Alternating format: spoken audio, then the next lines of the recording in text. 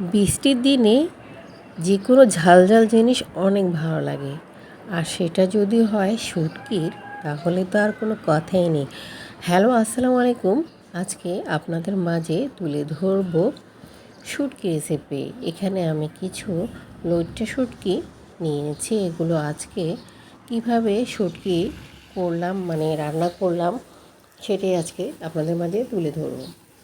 তো এখানে বেশ কিছু পেঁয়াজ, কাঁচামরিচ আর তেল দিয়ে দিয়েছি। এগুলো নেড়ে নিচ্ছি।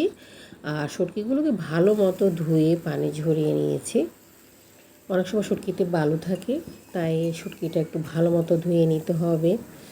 এরপর আমি এগুলো কষিয়ে নিচ্ছি, ভালো মতো কষিয়ে নিচ্ছি, যাতে শুটকির ফ্লেভারটা মানে খারাপ না আসে।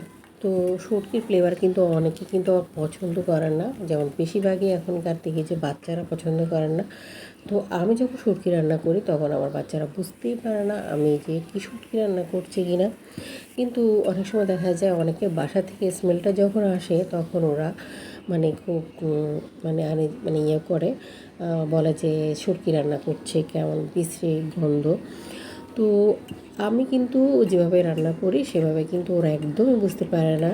আর শুটকিটা কিন্তু মানে প্রথম অবস্থায় যদি তেলের মধ্যে ভেজে নেওয়া হয়, তাহলে কিন্তু শুটকিতে আর কোনো একটা ব্যাড স্মেল আছে যে সেটা থাকে না।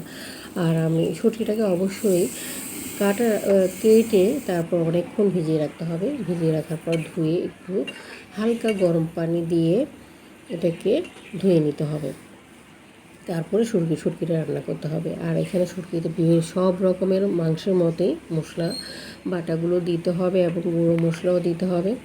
হলুদ মরিচের পরিমাণ মতো, মানে শুটকির পরিমাণ বুঝে দেবেন। আমি এখানের পরিমাণ বুঝে এখানে দিয়েছি। আর কিছু গোটা রসুন দিতে হবে। রসুন দিলে এই শুটকিটা খেতে খুবই ভালো লাগবে। এই শুটকিটা রান্না করার পর আমি 2 বার ভাত খেয়ে নিয়েছি। আমার শুটকি এত পছন্দ। তো বাচ্চাদের জন্য খেতে পারি না।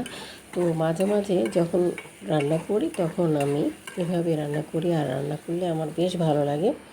তো আপনারা কিন্তু আমার মতো করে এভাবে শুটকিটা বাসায় ট্রাই করে দেখতে পারেন, অনেক সুস্বাদু লাগবে খেতে।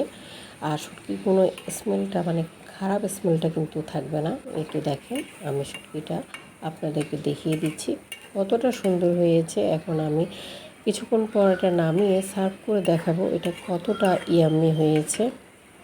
তো এরকম সবাই বাসায় অবশ্যই শুটকিটা এভাবে ট্রাই করে দেখতে পারেন। আর বৃষ্টির দিনে খেতে কিন্তু খুবই অসাধারণ লাগে। এরকম ঝাল শুটকি ফ্রাই খুবই ভালো লাগবে। তো এটা মাখো মাখো করেই রান্না করেছি, খুব ভালো লেগেছে খেতে। সবাই ভালো থাকবেন, সুস্থ থাকবেন। এ পর্যন্তই। আল্লাহ হাফেজ।